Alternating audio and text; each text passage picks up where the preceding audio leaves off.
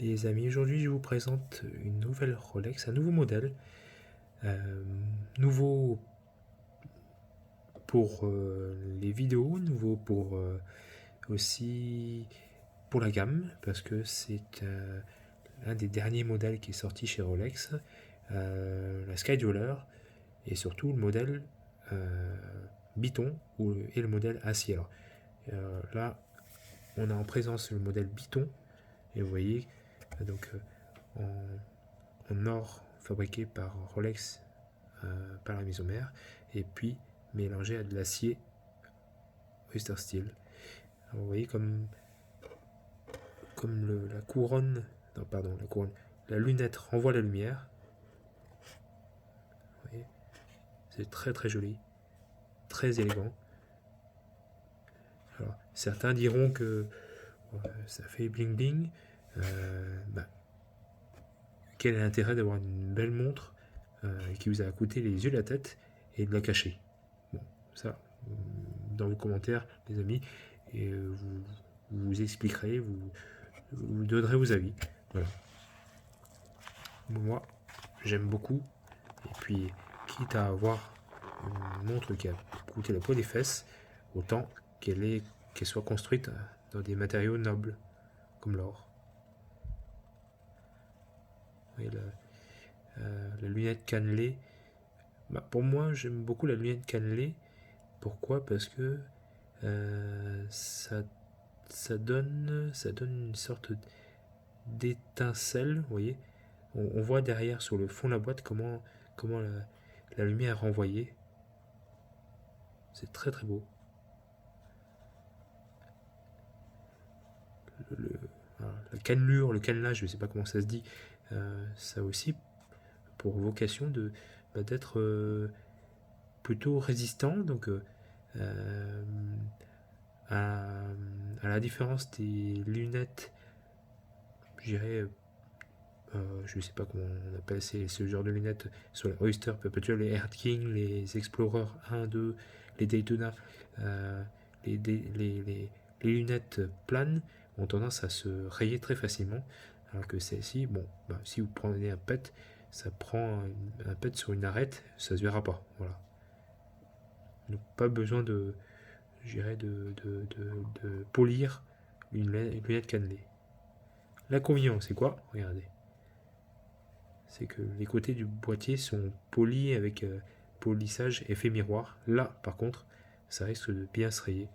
Alors, vous me connaissez maintenant, j'ai tendance à protéger d'un film plastique toutes mes montres. Celle-ci, bah écoutez, je ne l'ai pas encore faite. Et vous voyez ce que ça donne. C'est quand même plutôt plus propre, hein, vous l'accorderez. Voilà, ici on voit le cadran noir, la loupe cyclope, si caractéristique des certaines Rolex. Voilà. J'ai hésité entre celle-ci et puis la Daytona, même type de configuration, c'est-à-dire en two-tones, biton, cadre noir. Et finalement, j'ai préféré celle-ci. Pourquoi? Parce que j'aime bien les mécaniques. Et là, j'aime bien la mécanique. Et bon, plus c'est compliqué, plus ça m'intéresse. Donc la Sky Jeweler, c'était le modèle qu'il me fallait. 326, 633, je ne sais plus quel est le, le numéro de référence, le numéro de référence, mais je le rajouterai sur le titre, ne vous inquiétez pas. Voilà. Et comment ça envoie le mien. Très très beau. Alors, elle est pas très prisée, pourquoi? Parce que le biton, curieusement, les gens s'y intéressent pas.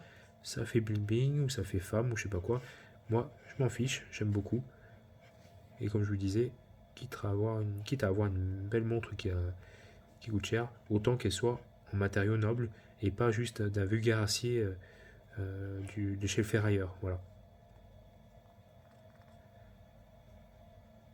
Pour moi, une montre euh, qui dépasse les 6 000 8 000 euros, elle doit être en matériaux nobles et pas qu'en acier. Donc, salutations à certaines grandes maisons horlogères comme Patek ou même chez Rolex, hein, les modèles acier de la Daytona. dépasse furieusement les 10 000 euros, voire plus. Et puis la Sky Dweller elle-même, sauf que sur la Sky Dweller, on a la lunette qui est en or blanc, il me semble. Hein. Voilà. Donc, vous vérifierez, les amis. Voilà. Très très beau modèle. Somme toute assez portable, hein, finalement. Hein. Voilà.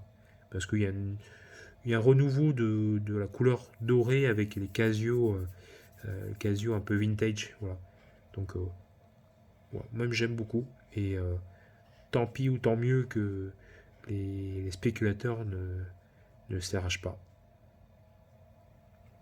Modèle qui va devenir, je pense, peut-être très prisé parce que bah, les gens vont se rendre compte de ce que je dis, c'est-à-dire que passé un certain prix, on va quand même se tourner vers des matériaux nobles. Si on souhaite rester discret, là, il faudrait vraiment faire chauffer la carte bleue encore plus pour se tourner vers des modèles en or gris ou en platine. Bon, or gris ou chez Rolex, mais pas de platine encore chez Rolex. Voilà. Voilà. Sur ce, je vous dis à bientôt pour une prochaine vidéo. Au revoir.